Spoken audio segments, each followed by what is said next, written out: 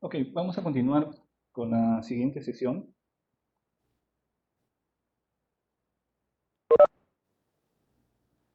Esta sesión corresponde a la semana 6, Administración de Inventarios. Si bien es cierto, la administración de inventarios podría tratarse como un tema, digamos, fuera del sistema de producción, bueno, en este caso lo hemos tomado en cuenta para revisar algunos aspectos que influyen de manera significativa en el sistema de producción. Bien, este es el contenido que vamos a revisar. Una breve introducción, los conceptos básicos de la administración de inventarios, categorías, modelos y finalmente vamos a terminar con información importante acerca del control de los inventarios. O sea, no solamente la planificación, sino también el control en sí.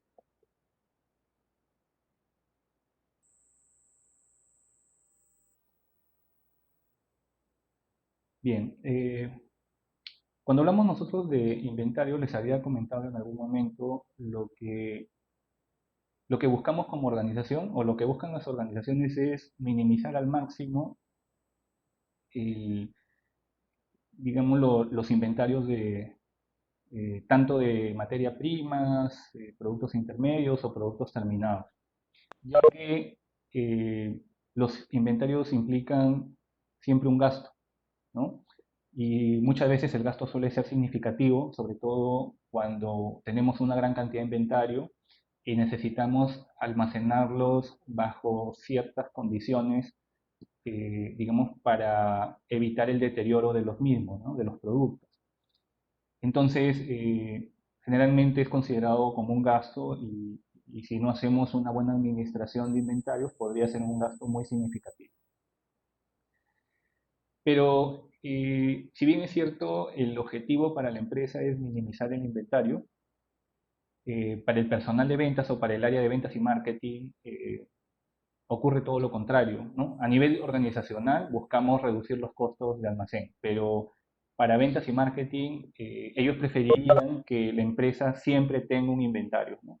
De productos terminados, claro está, y que este inventario sea considerable. De tal forma que el personal de ventas no tendría la preocupación de si hay o no hay productos en stock, simplemente se dedicarían a llevar a cabo su trabajo, que es vender. Entonces, uno de los problemas que podría tener el personal de ventas y marketing es que si nos centramos en la minimización de los inventarios, podría llegar un momento en el cual la empresa no cuente con un inventario suficiente para poder atender las demandas de los clientes, ¿no? Ese sería el riesgo que podríamos encontrar, ¿no? Como parte de los conceptos básicos, vamos a comentar lo siguiente, ¿no? Primero se dice que gran parte del inventario es capacidad almacenada, ¿no? Para crear un producto con anticipación a la demanda real. Aquí ya tenemos una relación entre inventario y el sistema de producción. El inventario funciona como dice aquí, como capacidad almacenada, ¿no? Para poder crear el producto con anticipación a la demanda real. Es decir, si tenemos una cierta cantidad de demanda o demandada, una cierta cantidad demandada de productos por parte del cliente, el inventario de productos terminados sería como el punto de partida eh, o el lugar a donde deberíamos mirar para ver el stock actual de productos terminados y luego en base a eso poder determinar la cantidad a producir. A eso se refiere con capacidad almacenada, ¿no? Por eso les comentaba anteriormente que las empresas, si bien es cierto, tratan de minimizar su stock, eh, no suele ser cero, ¿no? Porque tienen que prever también algunas modificaciones que se puedan dar en la demanda o algunas contingencias que se puedan dar en el futuro que impidan pues fabricar y satisfacer la demanda de los clientes. Por otro lado, tenemos que el inventario pocas veces representa un problema. sino que más bien el inventario debería considerarse como un síntoma de la forma en que se dirige el negocio. Habíamos dicho que una de las cosas o uno de los objetivos que buscan las empresas es reducir al máximo el inventario. Pero lo que hay que entender también es que en la práctica el inventario siempre va a estar ahí, o sea, siempre vamos a tener un inventario. Entonces, no deberíamos considerarlo como un problema, sino más bien, como dice aquí, como un síntoma. Es decir, si una empresa tiene poco inventario o tiene mucho inventario, es la manera o se traduce como la manera de cómo la empresa se gestiona o se dirige y no tanto así considerarlo simplemente como un problema. Entonces, una vez que entendamos por qué existe el inventario, asumiendo que este es un síntoma y no un problema, podríamos comprender cómo administrarlo y controlarlo apropiadamente. Es decir, lo que nos dice esta expresión es que deberíamos asumir que el inventario siempre va a existir y que deberíamos preguntarnos más bien por qué existe el inventario, ¿no? en tal o cual cantidad. Y a partir de allí tratar de comprender y de mejorar la administración de los inventarios.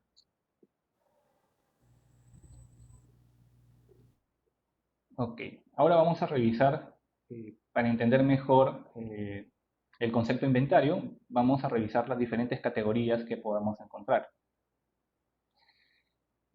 Podemos clasificar los inventarios por fuente de demanda, por la posición del inventario en el proceso y por la función o uso del inventario dentro del proceso. Aquí tenemos tres tipos de categorías de inventarios, ¿no? Vamos a tratar de revisar cada una de ellas. Primero, vamos a revisar la categoría de inventario de acuerdo a la fuente de demanda. Entonces, por fuente de demanda, se refiere a demanda para la fabricación, vamos a tener inventario de demanda independiente e inventario de demanda dependiente. El primero de ellos, que es el inventario de demanda independiente, está basado en la demanda externa, es decir, la demanda del cliente, ¿no? Del cliente externo. Entonces, de acuerdo a lo que el cliente solicite, se varía o se modifica el inventario. Casi siempre se pronostica y determina mediante el ingreso de pedidos de ventas, es decir, esta es como el punto de partida, ¿no? A partir de los pedidos de ventas se define el inventario o se administra el inventario. Ejemplo, dice demanda de sillas terminadas provenientes de clientes externos. Entonces tenemos una empresa que fabrica sillas y entonces, dependiendo de los pedidos de ventas que tengamos, definimos cuál va a ser la demanda de sillas, ¿no? Y en base a eso administramos el inventario.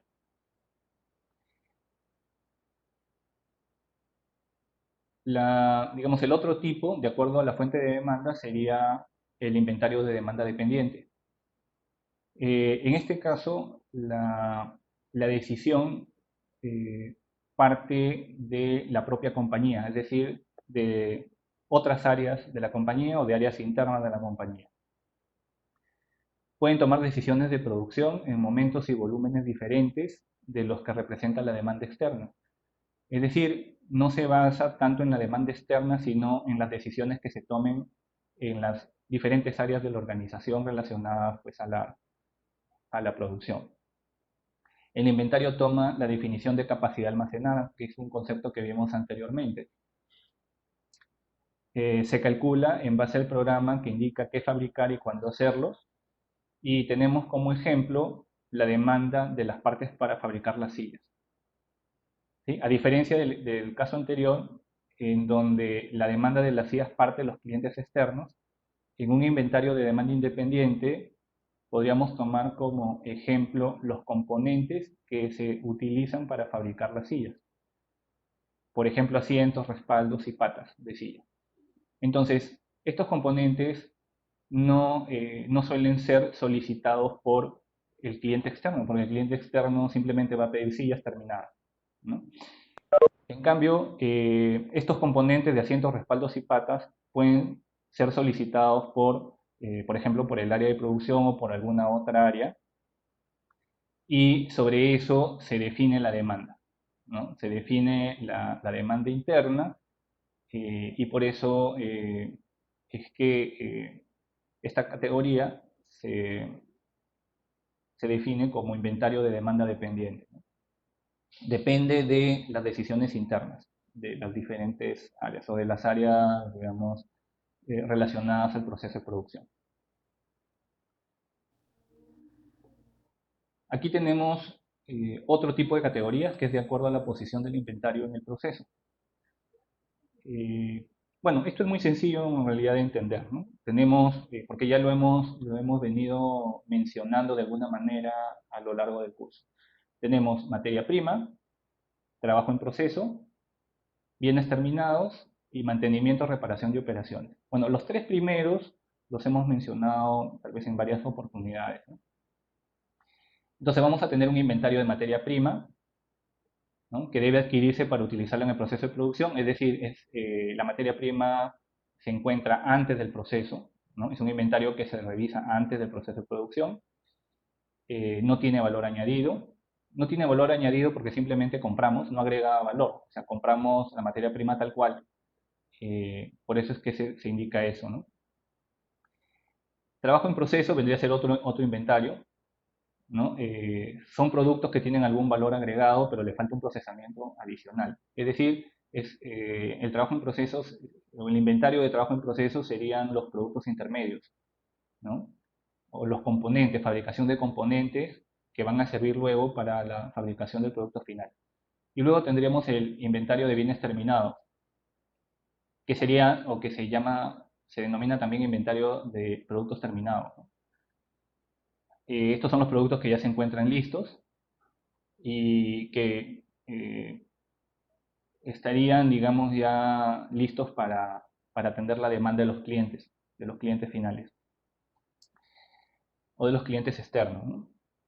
Y adicionalmente estos tres, que son los que generalmente se conocen, tenemos el de mantenimiento, reparación y operaciones. Este inventario es un inventario de apoyo, ¿no? Es un inventario complementario para el proceso de producción.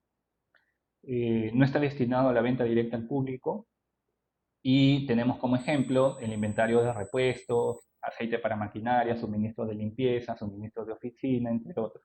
Es decir, es el inventario complementario, ¿no?, que también es importante para que el sistema de producción pueda realizar su trabajo, ¿no? Y esta es la tercera categoría, que es de acuerdo a la función o uso del inventario dentro del proceso, ¿no? Que es un poco tal vez más compleja que las otras anteriores, eh, pero igual es importante conocer cómo es que se clasifica.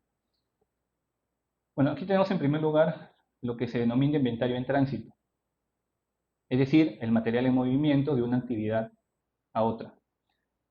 Eh, Vamos a encontrar que muchas empresas trasladan materiales, o se trasladan materiales, ya sea materia prima, productos en proceso, producto terminado, de un lugar a otro.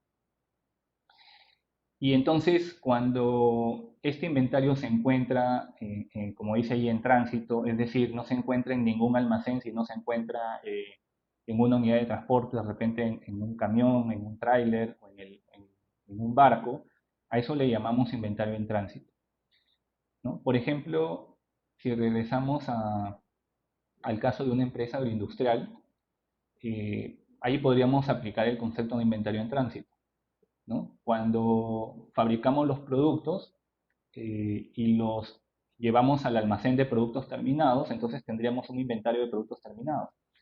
Pero luego estos productos terminados deben ser embarcados, ¿no? Deben ser trasladados al puerto para luego llevarlos a su destino. Entonces, en ese caso, cuando estos productos terminados salen del almacén de productos terminados, se suben a un camión para ser llevados al puerto y luego a través de un barco llevarlo a su destino. Digamos que si quisiéramos hacer un corte al día de hoy, podríamos tener muchos productos que no se encuentran en el almacén de productos terminados porque ya salieron de allí, que tampoco se encuentran en el lugar de destino porque todavía no llegan, y entonces a eso le llamamos inventario en tránsito, ¿no? A esos productos terminados, por ejemplo, que se encuentran en trayecto. Ahora, ese concepto no solamente lo aplicamos para productos terminados, sino para cualquier tipo de productos, incluyendo materias primas, ¿no? Cuando no se encuentran en ningún almacén, no se encuentran en el almacén del cliente, tampoco en el almacén de la empresa o en el almacén del proveedor, entonces a eso le llamamos inventario en tránsito. Otro tipo de inventario es el inventario de ciclo, ¿no? ¿Cómo se entiende el inventario de ciclo? Dice, cuando en determinado periodo la tasa de reabastecimiento es superior a la demanda. Suele darse debido a costos de pedidos, costos de configuración o consideraciones del empaque. Por ejemplo, ¿no? Dice, una tienda vende en promedio 10 hojas bond por día, el proveedor vende las hojas en paquetes de medio millar y entonces a lo largo de los días las unidades remanentes en inventario a partir del paquete de medio millar constituyen el inventario de ciclo. Entonces, el inventario de ciclo se produce cuando yo tengo que reabastecer mi inventario, por ejemplo, como se menciona ahí, de hojas BOM, vamos a suponer que necesitamos hojas BOM para una oficina, pero el reabastecimiento no se realiza conforme se gasta o conforme sale las hojas de BOM del inventario, sino que el reabastecimiento se realiza tomando en cuenta una cierta cantidad, como por ejemplo medio millar, ¿no? Las hojas bond se suelen vender en paquetes de medio millar, ¿no? Y las empresas, sobre todo si van a hacer un uso permanente de hojas bond, no compran por unidad, sino compran por paquetes de medio millar. Entonces, si nosotros compramos los paquetes en un determinado momento, luego vamos a tener que el uso de esas hojas no se hace de medio millar en medio millar, sino por unidad. Y a eso le llamamos inventario de ciclo, ¿no? Es decir, compro un paquete de medio millar, luego lo voy utilizando varios días, hago un corte, vamos a poner hoy, y reviso cuánto tenemos en inventario de ese medio millar que compré. A eso le llamamos inventario de ciclo. Otro tipo de inventario es el inventario de almacenamiento temporal o llamado también inventario de seguridad. Estos son inventarios que mantenemos por si acaso, como dice aquí, ¿no? Para proteger la organización de algún problema o contingencia. Entonces, este inventario de almacenamiento temporal se suele utilizar mucho, sobre todo en tiempos de alta incertidumbre, cuando no sabemos qué va a ocurrir, no tenemos una idea clara de lo que va a ocurrir luego. Entonces, con la finalidad de poder abastecernos y no tener contingencias más adelante, formamos o creamos este inventario de almacenamiento temporal. Otro tipo de inventario dentro de esta categoría es el inventario de anticipación, ¿no? Que se utiliza para anticiparse a un exceso de demanda. Es cuando nosotros hacemos una proyección de la demanda del cliente, entonces podemos utilizar este inventario de anticipación. ¿Cuáles son los objetivos? Dar cabida a una demanda estacional y contar con material suficiente para promociones de marketing. Es decir, este inventario es útil sobre todo cuando sabemos que en determinados periodos o en determinados momentos del año la demanda va a crecer significativamente, ¿no? Esto suele ocurrir, por ejemplo, con los productos estacionales. O sea, tal vez empresas que fabrican y venden panetones, por ejemplo, ¿no? Sabemos que los panetones son estacionales, se venden en determinadas fechas o periodos del año. Entonces, un inventario de anticipación consistiría en elaborar estos panetones para tener un inventario, digamos, relativamente alto antes de estas fechas o de estos periodos estacionales para poder vender sin ningún problema, ¿no? Y poder afrontar el exceso de demanda. Digamos, otro tipo de inventario dentro de esta categoría sería el inventario de desacople. En este inventario se ubica a propósito entre las operaciones para permitirles funcionar de manera independiente entre sí. Aquí tenemos un ejemplo para entender el inventario de desacople. Es como crear un espacio o un inventario intermedio entre dos procesos. Por ejemplo, aquí tenemos un proceso A y aquí un proceso B. Entonces, primero se realiza el proceso A y una vez terminado el proceso A, se envían los materiales al proceso B. Es decir, son procesos secuenciales. Primero ejecuto el proceso A, lo termino y envío los materiales al proceso B para que pueda continuar el proceso de fabricación. Aquí abajo tenemos las características de cada uno de los procesos, ¿no? En el caso del proceso A me dice que la producción es de 90 unidades por hora. Y en el caso B, la producción es de 100 unidades por hora. Entonces, eso quiere decir que en este caso el proceso B produce más rápido, más unidades que el proceso A. El proceso A tiene, digamos, una capacidad de 90 unidades por hora y el proceso B de 100 unidades por hora, o sea, produce más rápido. Entonces, si tenemos este caso, ¿qué es lo que va a pasar? Que el proceso B se va a parar en algún momento cuando no cuente con la cantidad suficiente para poder producir, dado que el proceso es más lento. Entonces, para solucionar este problema, podemos implementar un inventario intermedio, que sería el inventario de desacople, que es este.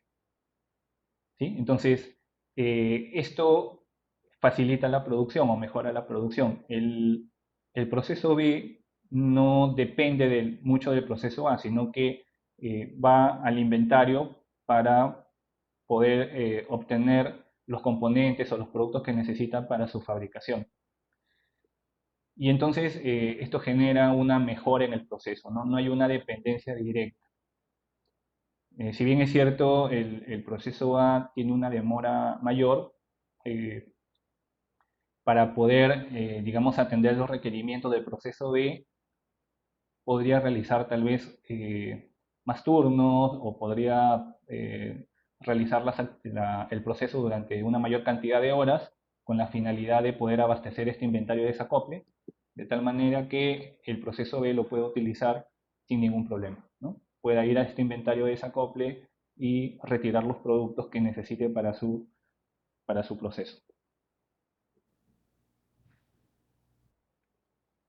Ok, ahora vamos a revisar los modelos básicos de inventario. Aquí tenemos dos modelos de inventarios. El modelo de ajuste de lote de inventario, que se conoce como CEP, cantidad económica de pedido, y el modelo de reabastecimiento de inventarios independientes de la demanda. Vamos a revisar cada uno de ellos. Bueno, para entender el primer modelo, deberíamos entender este concepto denominado cantidad económica de pedido o CEP. Esto sería algo así como la cantidad óptima que debería pedir para abastecer el inventario. Entonces, ¿cómo calculamos esta cantidad óptima, esta cantidad económica de pedido? Debería partir de acuerdo a estos conceptos, ¿no?, que aparecen aquí de costos. El objetivo final es minimizar el costo total. O sea, si yo quiero saber cuál es la cantidad óptima para pedir, entonces mi objetivo va a ser minimizar el costo total del inventario. Entonces, para poder minimizar el costo total, debería encontrar un equilibrio entre los siguientes costos, ¿no? Debería encontrar un equilibrio entre el costo de tener inventario y el costo de no tener inventario. ¿Sí? Si tenemos mucho inventario, eso, como ya hemos mencionado, va a implicar un costo, ¿no? El costo de almacenamiento. Pero si no tenemos el inventario, también me puede ocasionar un costo o una pérdida, ¿no? Se puede dar, por ejemplo, cuando tenemos una demanda, eh, pero como no tenemos inventario, no podemos abastecer esa demanda.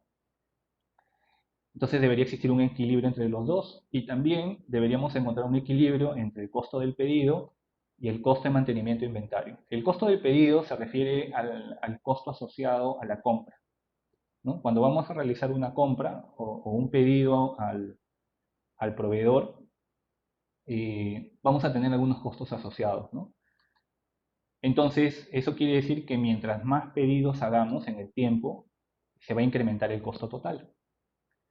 Por eso es que cuando las empresas suelen hacer pedidos, lo hacen por cantidad, ¿no? Como en el caso les mencionaba del papel bond, o sea, no hacemos un pedido todos los días, sino pedimos una cierta cantidad y luego lo consumimos en el tiempo, porque mientras menos pedidos hagamos al proveedor, menos costo. Y el costo de mantenimiento de inventario se refiere al costo de mantener el inventario en el almacén. Entonces aquí también deberíamos encontrar un equilibrio. Yo podría pedir de a pocos con la finalidad de no incurrir en un costo de almacenamiento alto, pero como decía, esto tiene un costo, ¿no? O sea, mientras más pedidos pequeños haga, este costo se va a incrementar en total. Pero si pedimos en bloque, con lo cual reduciría el costo del pedido, voy a tener un incremento en el costo de mantenimiento, porque voy a necesitar un espacio más grande y probablemente requiera tener ese inventario varios días, ¿no? O más tiempo, y eso me genera un costo de mantenimiento de inventario. Entonces, con respecto al primero, a este primer costo que es el de tener inventarios, aquí tenemos algunos ejemplos para entender cuáles podrían ser estos costos, ¿no? Empezando por el costo de almacenamiento. Si tengo un inventario, entonces voy a tener que pagar por almacenamiento. Necesito un espacio, necesito tal vez energía eléctrica, necesito una congeladora, ¿no? Un frigorífico, eh, una cierta cantidad de metros cuadrados. Todo eso me genera costo de almacenamiento. Probablemente también requiere seguros, ¿no? Porque los almacenes suelen ser lugares con un alto riesgo de robo, ¿no? Entonces podría tener que cubrirme contra algún seguro o de repente podría ser inclusive un seguro para algún tipo de desastre como incendios, inundaciones, ¿no? Entonces el seguro me cubre eso, pero implicaría un costo. También tendría costos por impuestos, ¿no? Costos de capital o llamados también costos de oportunidad. Esto se refiere a que si nosotros compramos, por ejemplo, una gran cantidad no sé, de materia prima, la llevamos al almacén, eso representa un costo de oportunidad. Es decir, si yo podría tener una gran cantidad de materia prima, pero tal vez ese que me va a generar pues un costo que podría ser muy alto, pero ese dinero que yo dispuse para comprar la materia prima, lo podría haber utilizado en otras actividades, ¿no? O en otro tipo de compra. Y a eso le llamamos costo de oportunidad, es decir, puedo tener una gran cantidad de materia prima almacenada, pero dado que he invertido dinero para hacer esa compra, ese dinero tal vez lo hubiese podido aprovechar mejor en otras actividades, ¿no? O en otras compras. Obsolescencia es un costo que también vamos a tener. Si yo compro muchos productos, eh, los ingreso al inventario, tal vez algunos de estos productos no los utilice y en algún momento van a llegar a ser obsoletos. Y entonces es una pérdida, ¿no? Es una pérdida para la empresa. Podemos también tener costos de descomposición, oxidación, daño, suciedad. Si tenemos los productos almacenados mucho tiempo, pueden llegar a deteriorarse, ¿no? Eh, el costo de control. Claro, y mientras más grande es el almacén, mientras más productos valiosos tenga, esto va a implicar un costo de control. Voy a requerir personas para el ingreso del almacén, para salir del almacén, para seguridad. Voy a requerir tal vez de aplicaciones de software o sistemas para mejorar el control del ingreso, almacenamiento y salida del almacén. Y también puedo tener costos por robo, ¿no? La instalación de sistemas de seguridad, cámaras, de repente puertas, eh, paredes, digamos, altas para poder evitar los robos. Eso también me genera un costo, ¿no? Y en el caso de los costos de no tener inventario, que sería el otro lado, o sea, tengo que pagar por tener inventario, pero también por no tener inventario. ¿Qué puede implicar esto? Costos de desabastecimiento. ¿no? El cliente me pide una cierta cantidad de productos, pero no lo puedo abastecer porque no tengo inventario. Esto me genera un costo. Otro sería el procesamiento excesivo. Generar pequeñas cantidades de productos para atender una demanda inesperada, ¿no? Es decir, si no tengo el inventario, ¿qué tengo que hacer? Tengo que hacer compras, y probablemente compras inesperadas y compras con un mayor valor, ¿no? En vez de, tal vez de tener eh, un programa ya previamente establecido para hacer compras, ¿no? Voy a tener también costos de pedidos en espera. O sea, el cliente me pide cierta cantidad de productos, pero no los tengo en stock. Entonces, voy a tener a ese cliente en espera y eso también me genera un costo. Deficientes tasas de producción, ¿no? Por no contar con un inventario apropiado. Claro, eso podría generarse, ¿no? No tengo la cantidad apropiada, entonces, por ejemplo, materia prima, no tengo la materia prima adecuada, en la cantidad adecuada, y entonces no puedo iniciar el proceso de producción o retraso el proceso de producción. Subutilización de las instalaciones es otro costo también. Probablemente tenga almacenes con una capacidad importante, pero están vacías, y entonces eso también me genera un costo. Y los costos de agilización para reducir el tiempo normal de la producción, ¿no? Bueno, esto se refiere también a los costos por la falta de, o por el no tener inventario previo al proceso de producción.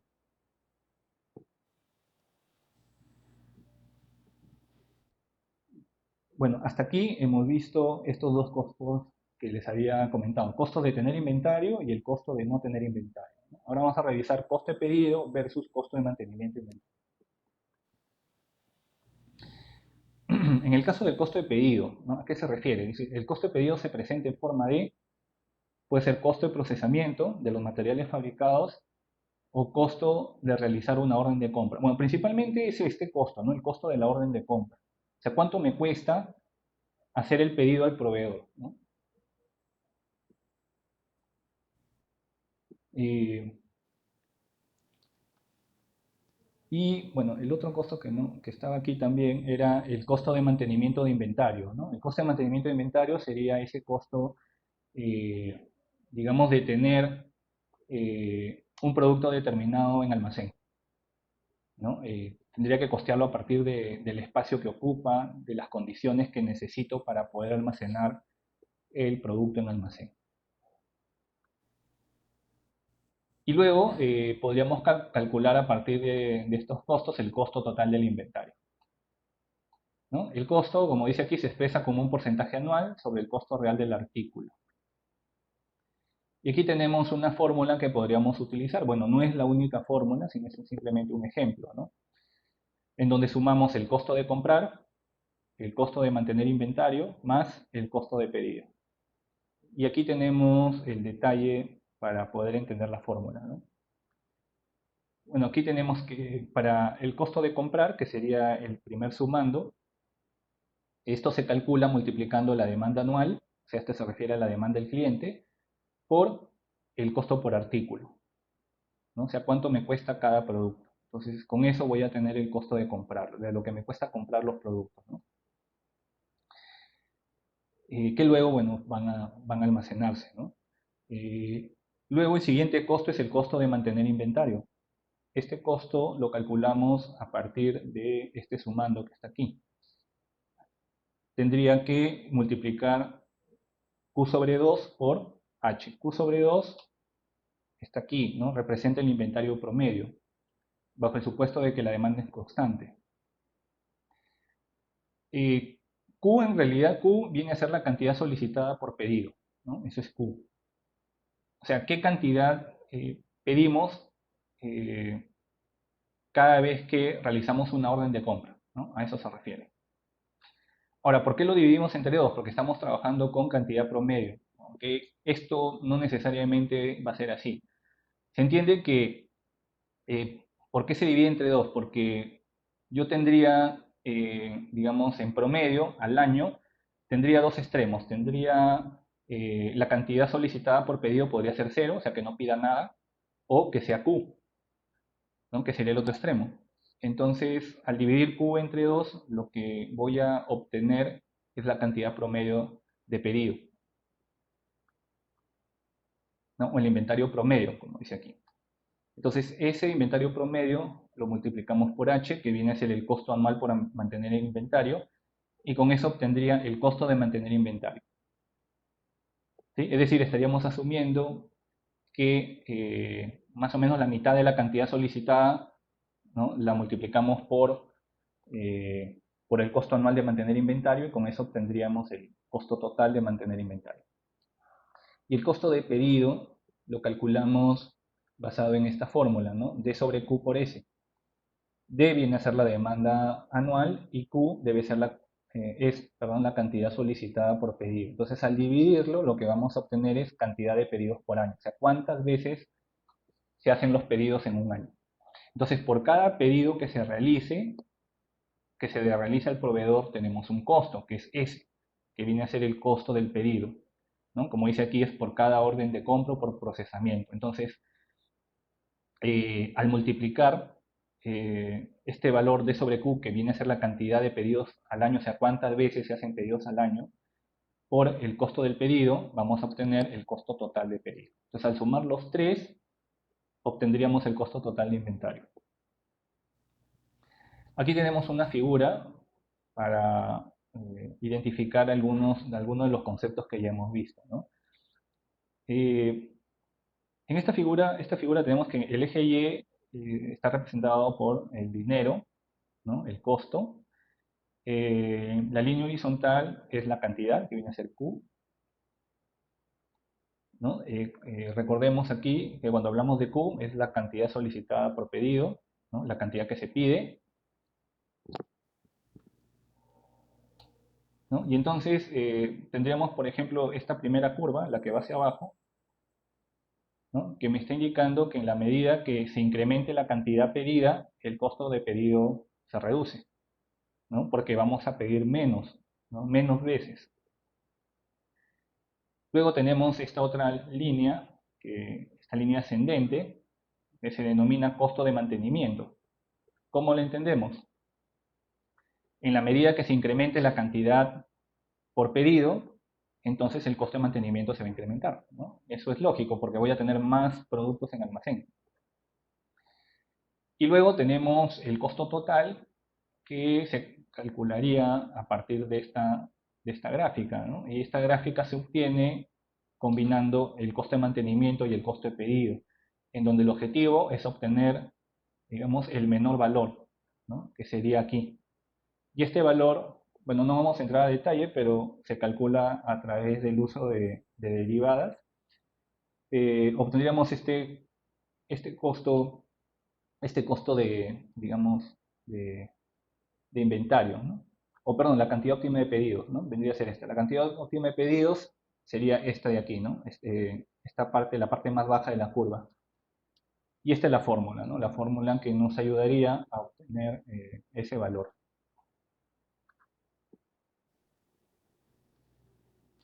Ahora, ¿cuáles son las desventajas de este modelo que hemos visto? Bueno, las desventajas son las siguientes, ¿no? Primero, que aquí asumimos que la demanda es constante y uniforme, o sea que el cliente siempre va a pedir lo mismo. Y eso no es real, ¿no? Segundo, que el tiempo de espera es constante, ¿no? Es decir, que el tiempo que esperamos para obtener o para recibir un pedido siempre va a ser el mismo, lo cual tampoco es totalmente cierto. Que el precio por unidad sea constante, ¿no? Y sabemos que esto puede variar en el tiempo. Que el costo de mantener inventario se basa en el inventario promedio, ¿no?, que habíamos visto aquí, ¿no? O sea, el costo de mantener inventario se basa en este valor de aquí, ¿no? Q sobre 2 por H, y Q sobre 2 es el inventario promedio. Entonces, para calcular el costo de mantener inventario nos basamos en el inventario promedio, ¿no?, que sería una fórmula sencilla, pero no necesariamente la más idónea. Luego, otra suposición es que los costos del pedido y de inicio de procesamiento son constantes, ¿no? O sea que por ejemplo, cada orden de compra tiene el mismo costo, y eso no necesariamente es así. Y otra suposición es que no se permiten pedidos en espera, ¿no? Sino que los pedidos se solicitan y se tramitan, ¿no? Ok, ahora vamos a ver otro modelo, que es el modelo de reabastecimiento de inventarios independientes de la demanda. Entonces, sobre este modelo vamos a encontrar eh, dos modelos, ¿no? El modelo de inventarios basados en cantidad y el modelo de inventarios basados en tiempo.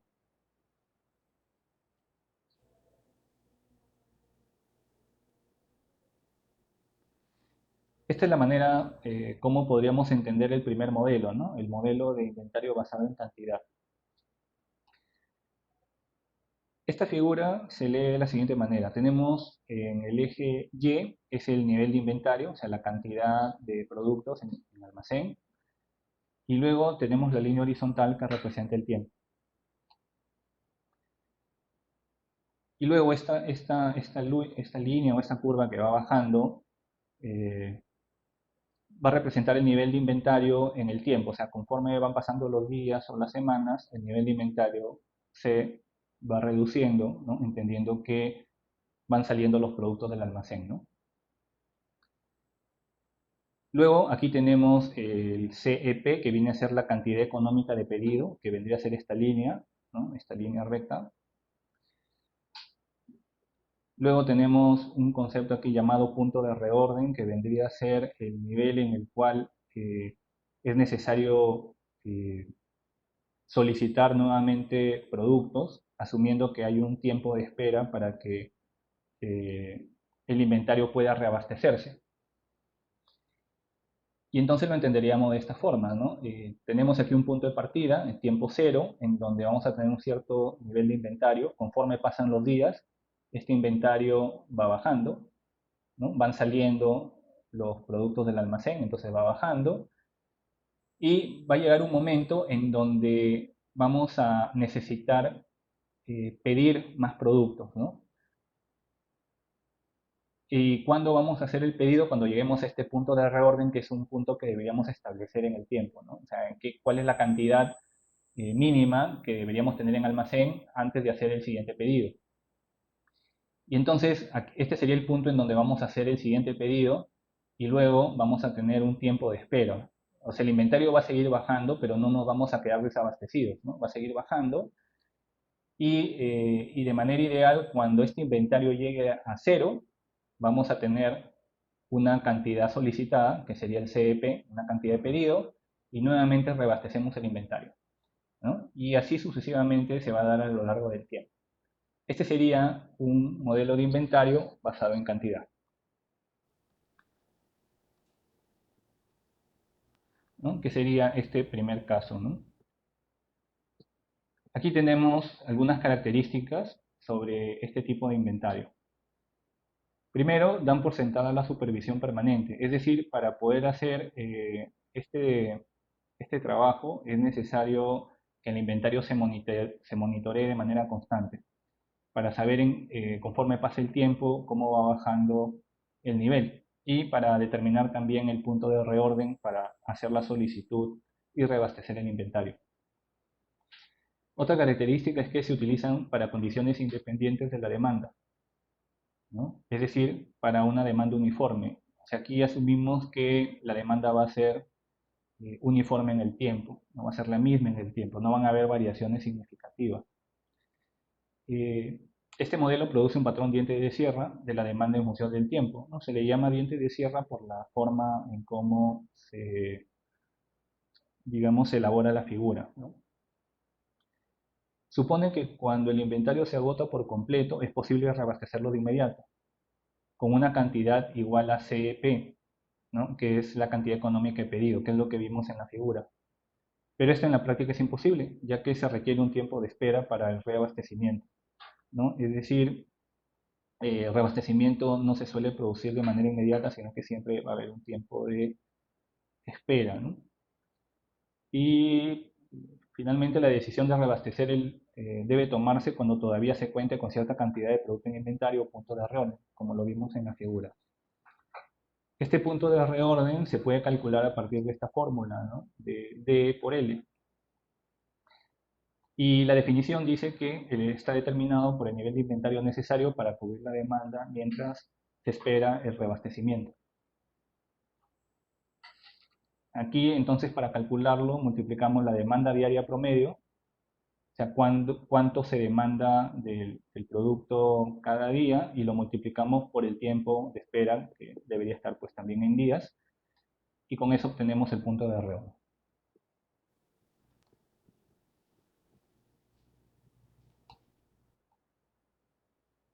Ahora, estos son algunos factores que podemos encontrar en el modelo que podrían ocasionar desabastecimiento. Primero, que el proveedor se retrase al reabastecer el inventario. Entonces, si el proveedor se retrasa y no cumple con la fecha, entonces vamos a quedar desabastecidos. Que la demanda del artículo exceda las expectativas durante el tiempo de espera para el reabastecimiento, ¿no? Esto se refiere a que podría también ocasionar desabastecimiento cuando el cliente pida más de lo que solicitó en un principio, o simplemente que eh, ingresen pues nuevos clientes e ingresen nuevos pedidos, ¿no?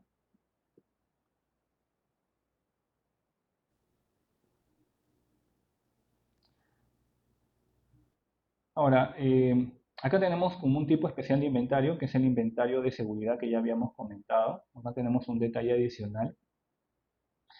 Bueno, este inventario habíamos dicho que se utiliza para manejar aspectos de servicio al cliente dentro de un ambiente de incertidumbre, ¿no? O sea, cuando no sabemos qué es lo que va a pasar o, como habíamos mencionado, por si acaso, ¿no? La cantidad de inventario depende de la desviación estándar de la demanda durante la espera y del nivel de servicio al cliente que se desea lograr. Ok, y este sería el segundo modelo para la administración de inventarios, ¿no? Este sería basado en el tiempo. Este tipo de inventario no es muy recomendado, pero digamos, lo vamos a comentar para que veamos cuál es la diferencia con respecto al modelo anterior. Bueno, en este modelo no se exige mantenimiento perpetuo de balance de inventarios. Permite utilizar el inventario sin necesidad de mantener registros, ¿no? O sea, aquí no es necesario, como en el modelo anterior, de llevar una supervisión permanente, ¿no? De ver cómo va bajando el nivel de inventario, ¿no? Sino que más bien se basa en el tiempo, se establece un tiempo determinado para hacer la revisión. Por ejemplo, dice, si utilizamos 2.400 unidades anuales y la cantidad económica del pedido es de 200 unidades, entonces esperaríamos en promedio hacer adquisiciones 12 veces por año. Es decir, dividimos 2.400 unidades que esperamos en el año entre las 200 unidades por pedido que realizamos cada vez. Entonces, al dividirlo, obtendríamos que los pedidos se van a realizar 12 veces en el año, ¿no? O, como dice aquí, un pedido por mes. Y esta sería la manera como representaríamos el modelo, ¿no? Basado en el tiempo. Es algo similar al anterior, pero no es lo mismo, ¿no? Acá tenemos el nivel de inventario igual, los ejes son los mismos, el tiempo en el eje horizontal, pero aquí lo que cambia es que se establecen intervalos de tiempo. O sea, aquí nos olvidamos del punto de reorden o de otros parámetros. Simplemente se establece un tiempo determinado e independientemente de la cantidad que se tenga, se pide, ¿no? Y por eso le decía que eso no es recomendable porque no haríamos una supervisión detallada de la cantidad de productos, ¿no? No tendríamos puntos de reorden. Así que si hubiera una variación en la demanda, podríamos quedar desabastecidos. Estos son algunos aspectos a considerar, ¿no? Durante el tiempo que transcurre entre cada revisión de inventario, podría ocurrir que la demanda exceda por mucho el patrón normal, ¿sí? Eso definitivamente es una posibilidad, ¿no? Que tengamos mayor demanda de lo normal. Entonces, sería factible que el inventario se agote antes de la siguiente revisión, ¿no? Y con lo cual se podrían generar niveles altos de inventario de seguridad y en consecuencia incrementar los gastos globales, ¿no? Si hay mayor incertidumbre, pues se va a incrementar el riesgo y en consecuencia el gasto global. Entonces, ¿cuál es la tarea? Es mantener registros permanentes, ¿no? Y esto hoy en día, mediante el uso de aplicaciones de software, es cada vez más fácil, ¿no? En consecuencia, a partir de aquí podríamos determinar que el modelo que vimos inicialmente es más adecuado, ¿no? En donde vamos a tener una supervisión permanente, ¿no? Y conforme los productos se vayan pidiendo o vayan saliendo del almacén, bueno, vamos evaluando el nivel de inventario hasta llegar al punto de reorden y nuevamente hacer el pedido para reabastecer el inventario. Y finalmente tenemos el punto 5, que es control de inventario. Bueno, aquí el objetivo del control de inventario es medir, ¿no? Medir el desempeño del inventario. Entonces tenemos diferentes formas, ¿no? de medir. Desde una perspectiva financiera, es decir, bueno, luego vamos a explicar a detalle cómo es que podemos, digamos, definir esta perspectiva. Luego tenemos desde la perspectiva de la planificación y el control, que se basa en el conteo físico, o sea, contar producto por producto. Eh, y bueno, un punto que podríamos incluir aquí, adicionalmente a estas dos perspectivas, es que si bien es cierto el conteo físico eh, puede ser importante, si no sabemos dónde se encuentran ubicados los artículos, vamos a tener dificultades. Aquí vemos un ejemplo en donde podemos establecer una comparación entre la perspectiva financiera versus la perspectiva de planificación y control. Vamos a suponer, de manera sencilla, que tenemos 4 artículos. Cada artículo tiene un costo, o sea, tiene un valor contable, ¿no? $2, 5, 1 y 3. Cada artículo tiene una cantidad. Bueno, esta es la cantidad, vamos a suponer que esta es la cantidad que se registra en el sistema o que contablemente se tiene, ¿no? 10 unidades para el producto A, 4 unidades para el producto B, 22 para el C y 8 para el D. Pero luego hacemos un conteo físico, o sea, vamos almacén por almacén y contamos los productos que se encuentran realmente en stock. Y encontramos diferencias con respecto a la cantidad que se contabilizó. Entonces tenemos una variación, 15 unidades en vez de 10, acá tenemos 0 en vez de 4, aquí tenemos 17 unidades para el artículo C, cuando inicialmente fueron 22, y en el caso del artículo D tenemos 13 unidades en el conteo, cuando en realidad fueron 8. Entonces, si yo quisiera a partir de aquí establecer los costos totales, tendríamos lo siguiente. ¿Cuál sería el valor total del inventario de acuerdo a esta columna, ¿no? A la tercera columna, en donde me da la cantidad que inicialmente se contabilizó? Tendría un valor total de $86, ¿no? Multiplicaría la cantidad por el costo unitario. Entonces aquí sería 10 por 2 más 4 por 5 más 22 por 1 más 8 por 3. Esto me daría un total de $86. Este sería el valor contable. Y luego hacemos una valoración del inventario real, es decir, de lo que realmente se encuentra en el almacén basado en el conteo físico. Y encontramos que el valor final sigue siendo el mismo, siguen siendo 86. ¿Sí? Entonces, obtenemos para este ejemplo el mismo valor del inventario, pero las cantidades son distintas. Inclusive aquí tenemos que no existe el artículo B, ¿no? Cuando contablemente sí existe. Y aquí podemos establecer la diferencia de las dos perspectivas, ¿no? Desde la perspectiva financiera, la precisión del inventario fue del 100%, porque financieramente evaluamos el valor monetario. Tengo 86 y 86. Entonces, como es lo mismo, desde el punto de vista financiero, la precisión fue del 100%. Pero desde la perspectiva de la planificación y control de inventarios, la precisión fue de 0, porque si apreciamos, ninguno de los valores coincide, ¿no? Entonces, aquí podemos determinar pues que no basta con ver el inventario desde un punto de vista financiero, sino que deberíamos también preocuparnos por verlo desde la perspectiva de la planificación y el control.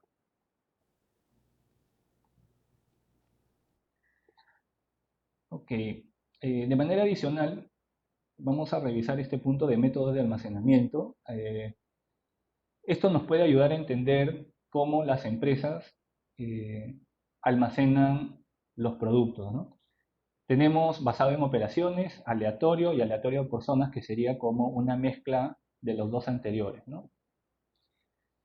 Tal vez el primero es el más común, ¿no? En base a operaciones.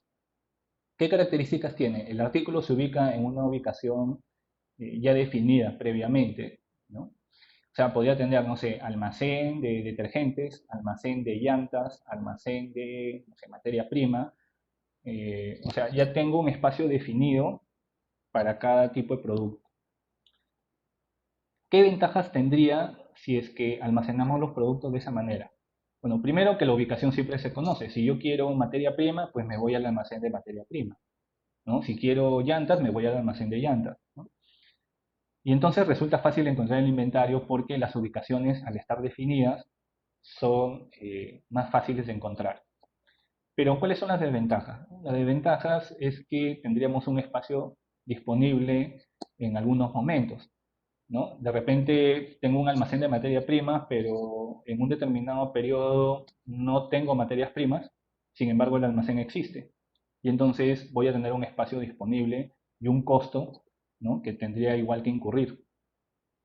Otra desventaja es la demanda creciente en espacio, ¿no? El número de ubicaciones crecerá a medida que se añadan nuevos artículos. Como los artículos los tengo clasificados por tipo, si más adelante defino un nuevo tipo de productos, pues tendré que implementar un espacio específico o exclusivo para ese nuevo tipo de producto, ¿no? Esas serían las desventajas. Ahora, en cuanto al método de almacenamiento aleatorio, a diferencia del anterior, aquí no tengo una ubicación específica.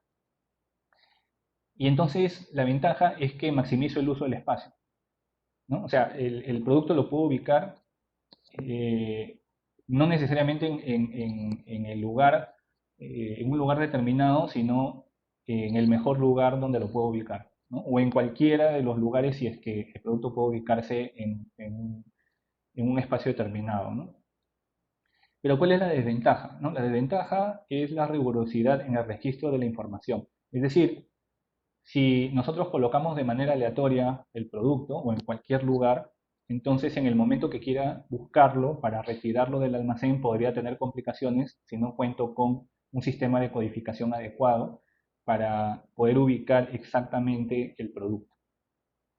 Y podría perderse, ¿no?, si es que no llevamos un buen control. Y el aleatorio por zonas sería como un híbrido, ¿no? Hacemos una mezcla o aprovechamos las ventajas de los dos métodos anteriores. Entonces, ¿cómo funcionaría esto? Definimos ciertas zonas de almacenamiento y dentro de cada zona de almacenamiento, que sería como una ubicación fija, lo que se ingrese dentro de esa zona se realizaría de manera aleatoria. Entonces, ¿cuáles serían las ventajas? Que podríamos hacer un uso más eficiente del espacio al utilizar almacenamiento aleatorio y utilizaríamos el enfoque de base de operaciones para hacer una organización por zonas. Y con eso podríamos reducir el riesgo de perder el producto o de que por error no podamos ubicar el producto rápidamente, ¿no?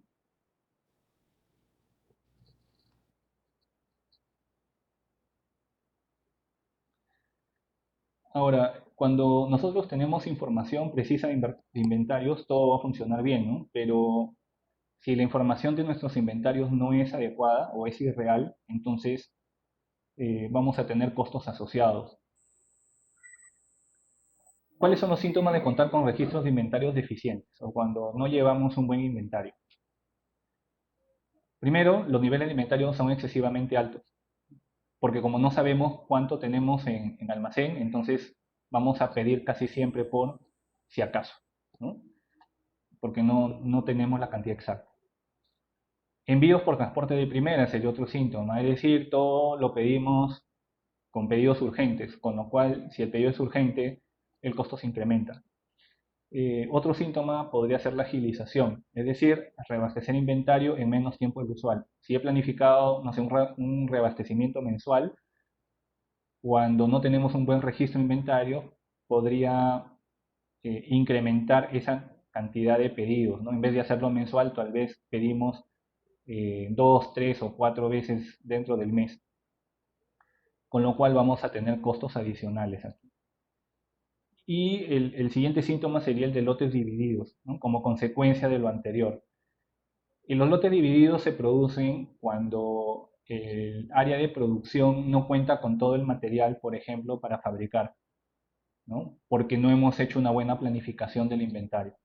Entonces producimos un lote o parte del lote, paramos porque no tenemos la materia prima y luego continuamos, ¿no? A eso se le llama lotes divididos.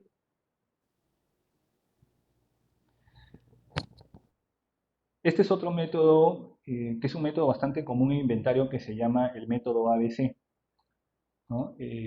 Este método sirve para poder optimizar la gestión del inventario, ¿no? Lo utilizamos cuando tenemos una gran cantidad de productos en inventario y lo que tratamos con el método ABC es el de poder priorizar ciertos productos, ¿no? Los productos que consideramos más importantes, ¿no? Eso los priorizamos, les damos mayor atención que a los otros.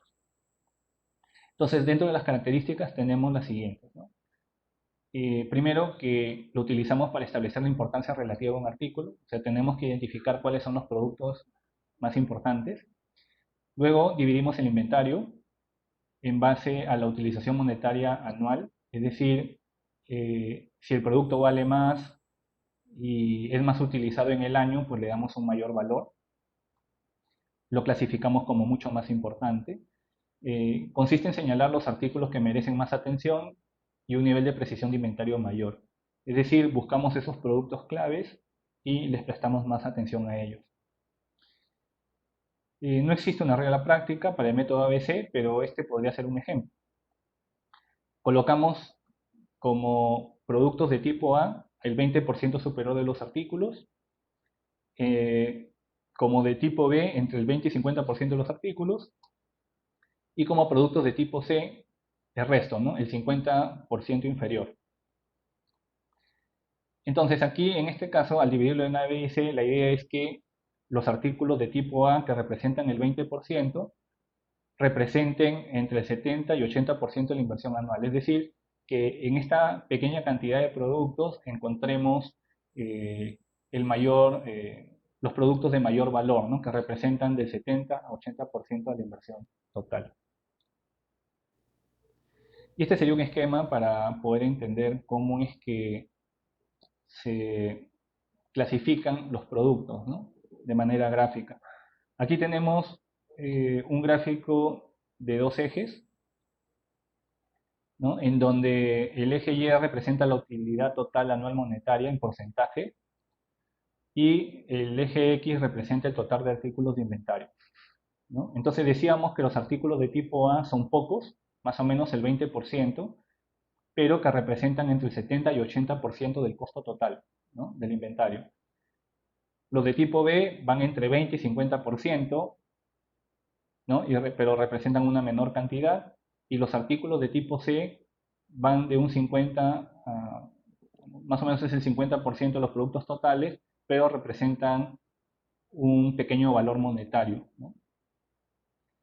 Y el objetivo de esto entonces es que podamos enfocarnos en los productos de tipo A para poder revisarlos a mayor detalle, para prestarles más atención, dado que son los artículos más importantes, ¿no? Esa es la forma como podríamos entender la distribución ABC. Bueno, finalmente vamos a explicar estos dos métodos para revisar los inventarios, ¿no? Bueno, tenemos dos tipos de inventarios, lo que llamamos inventario físico completo, inventarios de conteo de ciclo. Se refiere a los inventarios que realizamos no a través de un sistema, sino físicamente. Bueno, el inventario físico completo se refiere a, como su nombre lo dice, a ser un inventario total, ¿no? De todos los productos de la organización, todo lo que aparezca en los almacenes o todo lo que se encuentre en almacenes, ¿no? Incluyendo inclusive lo que llamamos inventario en tránsito. Pero este método tiene una complicación, ¿no? Suele requerir mucho tiempo, es bastante tedioso y es difícil de ejecutar, sobre todo porque la empresa no debería parar, ¿no? O si para, debería parar lo menos posible. Entonces, para hacer un inventario físico completo, teóricamente yo tendría que parar la organización en su totalidad y empezar a contar todos los productos que se encuentran en los almacenes. Por eso se llama de pared a pared, ¿no? Si bien es cierto, es importante, suele ser complejo. Y generalmente las empresas realizan estos inventarios una vez al año, dado el tiempo y el costo que implica. Y el conteo de ciclo es una variante, justamente para evitar esos costos altos y esos tiempos largos.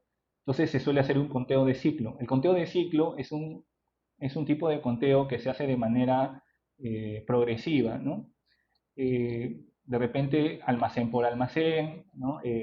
Por tipos de productos, se hace una división del almacén total de la empresa y se van contando, digamos, por partes. Con eso se reduce la complejidad del inventario completo. Pero cabe anotar aquí que el conteo de ciclo tendría también algunos puntos en contra, como por ejemplo que no tendríamos la cantidad real, ¿no? Que sí podríamos obtenerlas a partir del inventario completo, la cantidad real total de todos los productos, ¿no? Muy bien, con eso terminaríamos esta parte de administración de inventarios y aquí tendríamos una actividad que consiste en identificar y detallar, ¿no? Con casos, desde a partir del sistema de producción bajo estudio, las categorías de inventario, modelos y el control. Esto es más que todo para poder repasar los puntos que acabamos de explicar, ¿no? Correspondientes a esta sesión.